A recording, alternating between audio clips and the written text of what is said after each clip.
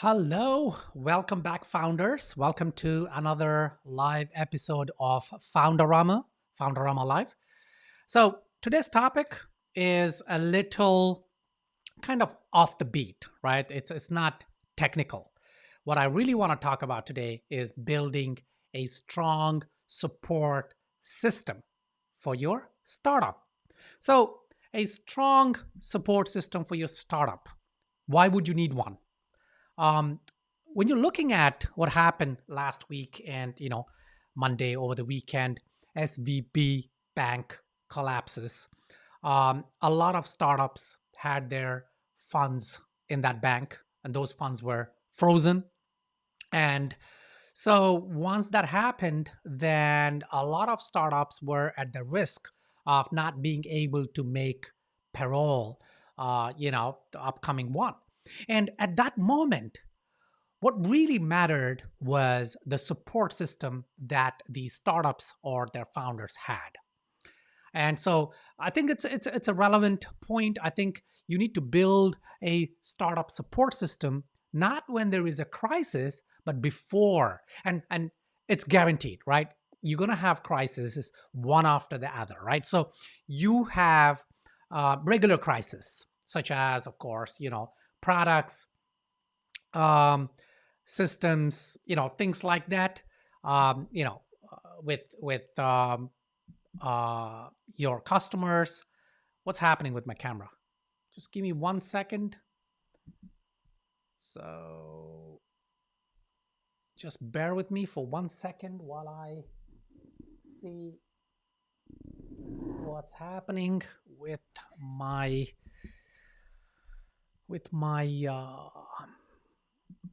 camera. Okay, it seems to be okay.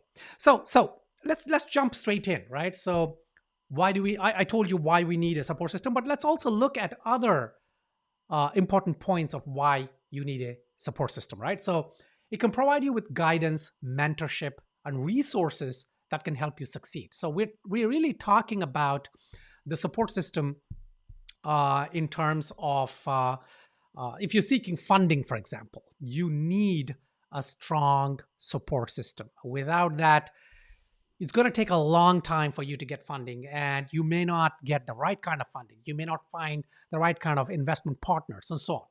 If you're not seeking funding, then you need a support system to scale, to grow, and eventually to exit your startup, right? So it can help you navigate the challenges of entrepreneurship and providing a sounding board for your ideas and decisions. And trust me, of course, if you have a co founder, that's fine, right? So having a co-founder is okay, and you can sound off each other.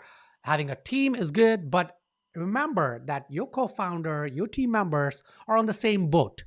Sometimes you need an external kind of support, external kind of thinking, insights, overview, angles, and all that. It can also help you build connections and networks that can lead to partnerships, investors, and customers. Again, you cannot be just running solo, right? So thinking that, okay, we got a great tech team or whatever it is, we got a great product or service. Now we got the funding, let's just go to market. No, having a support system even before you go to market is crucial. It helps you with partnerships. And of course, if you're seeking funding, then it helps you with getting investors, getting access to investors. And then of course, getting customers, the biggest thing. You need this because once you go to market, you may have ad dollars and you're getting some ad campaigns running, but the power of having partnerships, the power of connections, that's network effect, right? You need network effect. Okay, so what are the different types of support systems out there? Mentorship, of course, right? Mentors give you guidance, advice, and to validate ideas, to sound ideas off, right? Very important. Then you have advisors. Advisors can provide you with industry specific knowledge and expertise that you may not have. And when I say industry specific, it is, of course, your market segment, but also industry specific. So you could have advisors within your sector. Let's say you are in fintech, then having an advisor or having access to advisors who have operated within the fintech sector. Maybe they have built startups, maybe they have sold their startups, maybe they have exited their startups, maybe they're right now in that. They will be invaluable. You could also have additional industry specific. This could be marketing advisors. So having access to advisors who are marketing specialists, they have marketing agencies or something like that. Or, like in my case, a startup advisor or a funding advisor. So I'm on the boards of startups. I'm their official kind of either funding advisor or startup advisor. People like that. They like myself. When I was an angel investor, and I'm still an angel investor, but I've sort of halted my angel investing for the moment. But I've invested in my own money in over 20 ventures. I've had 4 successful exits, 7-figure exits. I still run 3 to 4 different businesses. One of my businesses makes over $1 million a year. So advisors that are doing stuff. I'm not talking about advisors who haven't, built their own startup or exited, or they're now making revenue. Oh, if their only revenue is from their advisory, then yeah, that's questionable. But so anyway, that kind of advisors, very important. Peer networks. So other entrepreneurs can provide you with a community of people who understand the challenges of entrepreneurship. I, you know what? I talk to tons and tons of founders and advise many of them. And the biggest thing that I'm always surprised about is the fact that founders don't reach out and make connections with other founders. Maybe they would, but not specifically as a support system. They might because they like, I don't know, if it's on LinkedIn, they like their posts or they like their philosophy. Yeah, they may connect and all that. Or they might see an angle. They say, okay, maybe this guy can be useful for me. No, I'm not talking about that. I'm talking about just building connections even when you don't need anything, right? With peers. Anyway, this is a Founderama, the live show you're on. This is part of a bigger vision I have. I'm building a kind of an exclusive club where peer networking is one of the pillars. The other pillar is me, of course. So it's going to be limited. At the moment, I'm thinking limited to 100 members, right? So that's it. Exclusive members, 100 members. Of course, there'll be churn. So if one leaves and then another one on the waiting list steps in, but it'll be no more than 100 members so that I can personally, communicate, talk to, and interact with each of the members. And the biggest thing will be, of course, I will bring in my funding network. I will plug that in so that these 100 members have access to my network of family offices and angel investors and all that. But one of the strongest pillars there will be this peer. Why? Because building that relationship, when you're going to market, you may look back and say, oh, okay, hang on, I have these 3 connections that may help me with this particular aspect of going to market, and so on, right? Or also sounding board ideas, just discussions. Look, let's say I'm an advisor, right? So, and a founder I'm working with brings an idea to me for validation. I look at it, I give my kind of advice, but I always say, do you know another founder who maybe not in the same sector, but who's in this process, in this journey? Have you thrown this idea to them? And don't be afraid of throwing ideas at people. You know what? People will not take your ideas and steal them and run away, right? Because ideas are plenty. Ideas are everywhere. Execution is important. You could, in fact, give your idea away to someone while you're building it. And yeah, if they get to market before you, so be it. That means they're more efficient, right? Doesn't mean, of course, I'm not talking about giving away trade secrets and all, but build in public. That's what I say, build in public.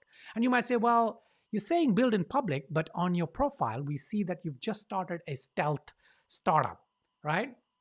What is that about? Well, no, it's the very reason that it is, I put it up and is because I'm going to build in public. But right now it has no name, it has nothing, right? So it's just being called stealth. But once I formulate all that, it's going to be building in public. Okay, so peer networks, and then incubators and accelerators. These programs can provide you with resources, mentorship, and connections to investors and customers.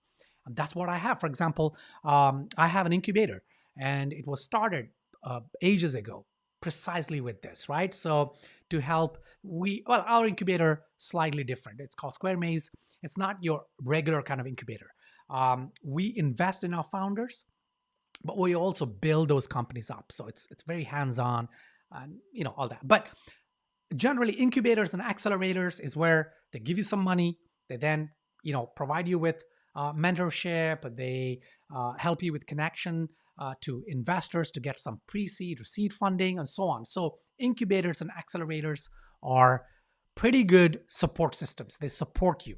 Okay, how to find a support system? Okay, nothing much about this. It's just a repeat of these things. But first of all, you need to identify your needs, right? So what kind of needs do you require?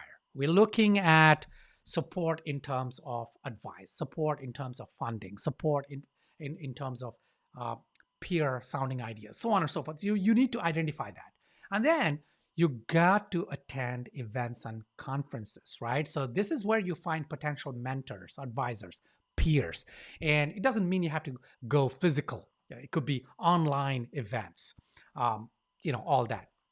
Join networking groups. This could be on LinkedIn, and of course, this could be also physical, local networking group, meetups and things like that, but also online. Now, be careful with these networking groups. A lot of them are just trash, right? So there's just a lot of signal to noise ratio, and they just keep blasting, spamming, and all that. But some networking groups are really good.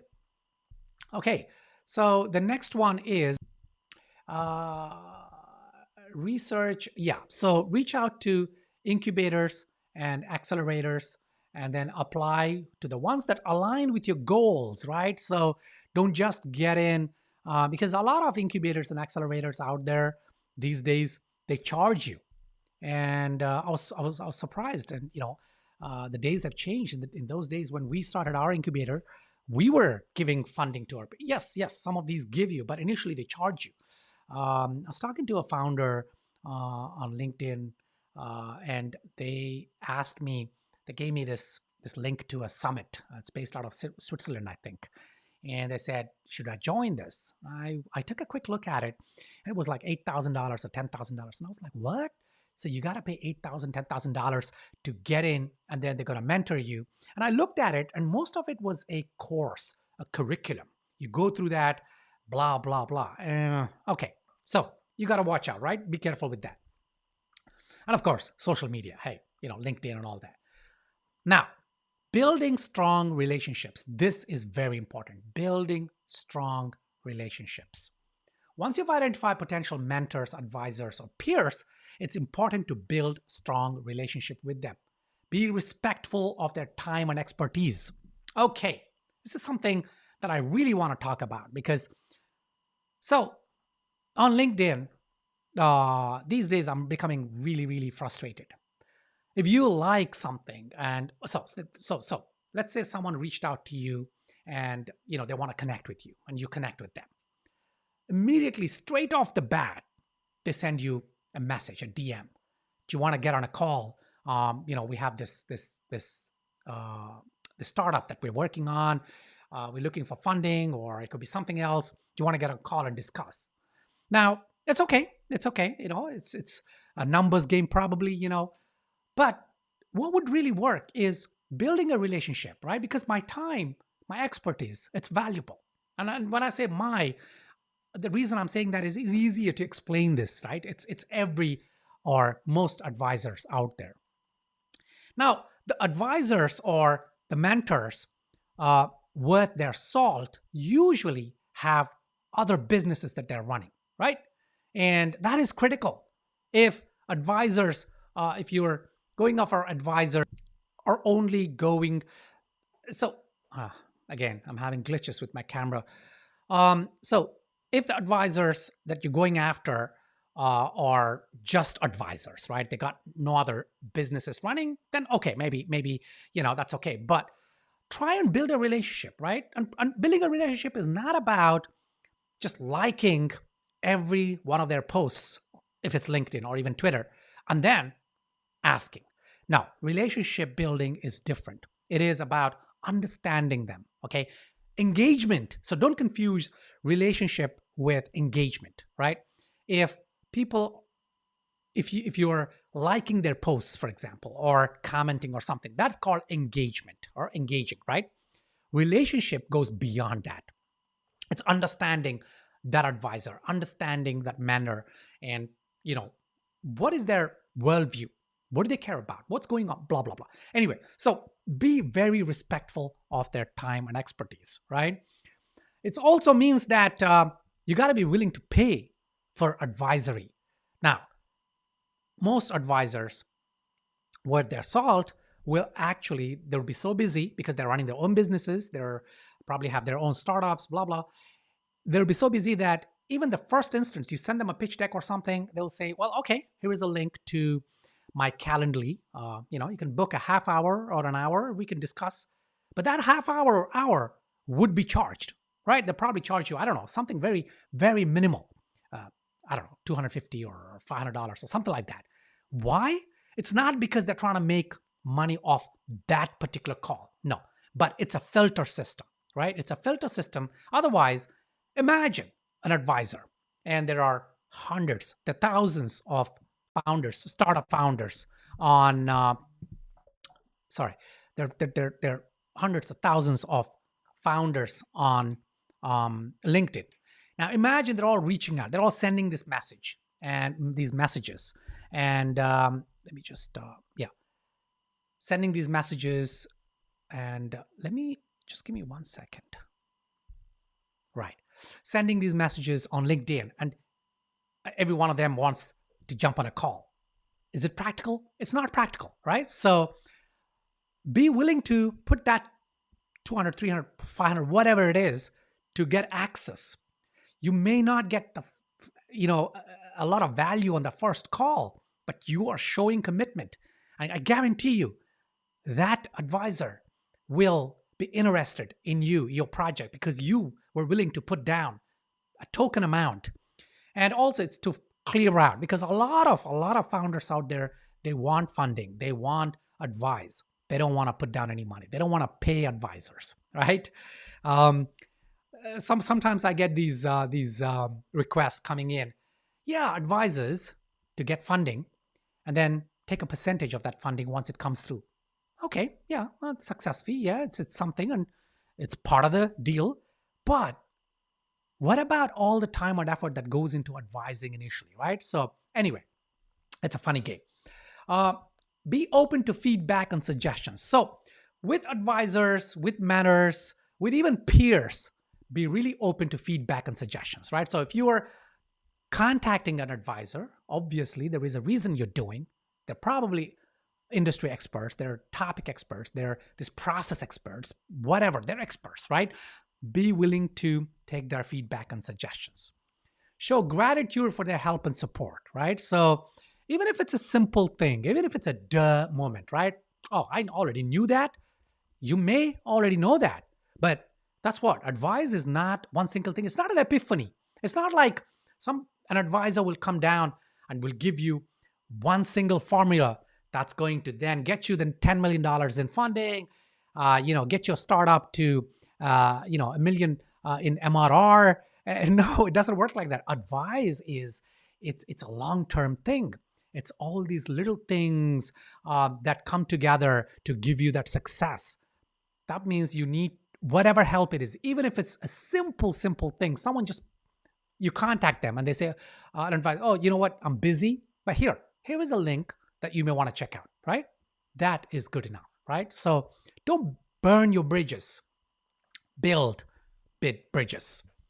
Offer to help them in return. Okay, this is something that may not be applicable all the time, but if someone advised you just casually, not as a paid advisory, either because you cannot afford them or they don't have time, they can't take you on, but what if they just sent you something, offer to help them something in return? Maybe they're doing something, maybe they're on LinkedIn, they're trying to create something, or they're posting something, or they're making videos, whatever it is.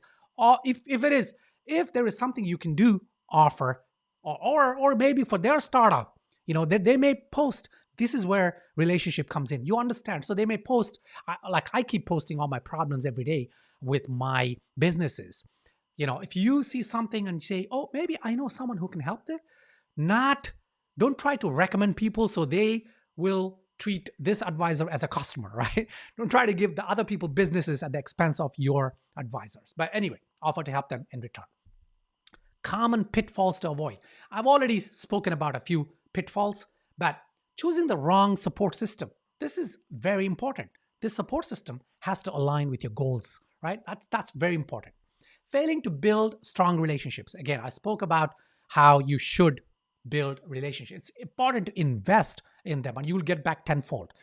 See, instead of taking a shotgun approach, right? Yes, sending out messages to all advisors out there, spend time to identify two, three, four, like a final list, a short list.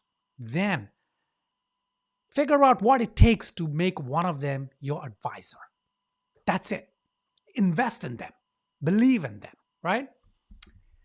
Not being open to feedback. Well, okay, that not everyone, most people are open to feedback, but there are. You'd be surprised, how many times I've seen, founders take advice, they never implement them, and then they come back 3 months down the line, and then you say, "Have you done this?" They're like, "Oh no, we didn't do that because my co-founder he was not comfortable with that." Well, did you address this at that time? Well, at that time he was okay with it, but then later on he changed his mind. And so we didn't go through with it. Okay. And do you know the opportunity cost of that? Yeah. So, okay. Talking too much without giving back. Oh, sorry. Taking too much without giving back. It's important to offer help and support in return for the help you receive. Now, it could be something you can do in return, or you can just pay them. Of course, if it's with peers, you could be taking a lot and not giving. So that means, so you go on these peer networks, groups, and then you post out, I have a question, guys. I'm struggling. I don't have financial projections. I cannot afford to get someone who can create those financial projections for me. Is there anyone in this group who has done their own financial projections? Do you have any tips for me? And then you have a few different guys jump in and say, oh, yeah, I know I did it myself. This is what I did. This was the resource I went to. These are different things. Here is a link, or maybe here is my deck, blah, blah. You take it, you go, you do your thing, and then you don't even turn up till the next time you need help. No. Give back, right? Give back, pay back. With peers, of course, you can't pay them with money, but you can. Look at what's going on. Maybe somebody else, even somebody might help you. Doesn't mean you help them back, right? Maybe they're not asking for help in that peer group, right? Somebody else might be. This is a way, this is karma, this is dharma. Okay, there is an ancient Indian Vedic philosophy called dharma. Dharma, there's no right translation in English, right? There's no word that precisely encapsulates that idea, because dharma could be something like duty, right? So duty is a rough translation, but dharma changes. That means your duty changes depending on the context and the situation.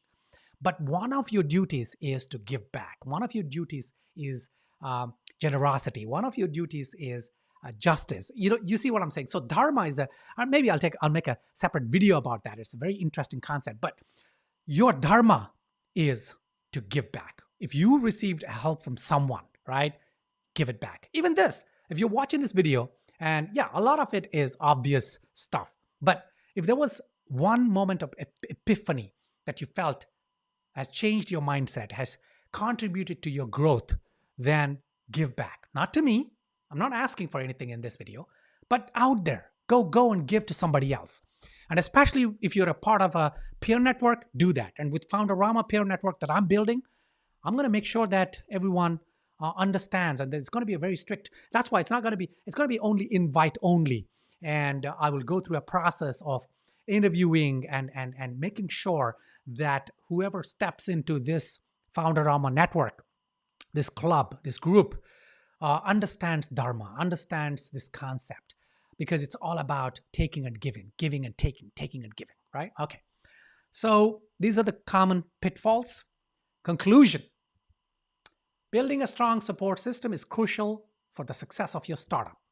Identify your needs and then attend events, join networking groups, peers, incubators, accelerators, social media, and that. Once you've found your support system, invest time and effort in building strong relationships and be open to feedback. And remember to give back and offer help and support in return. And if it's professional advisors, pay them, right? Invest in them. All right. So that I think is kind of a brief roundup of how to build a strong support system for your startup. If you have any questions on this, then ping me, right? Reach out to me on LinkedIn, DM me, or just on Twitter. Send me a message and I will try and answer them. All right. So till my next live, which is tomorrow, go forth and prosper.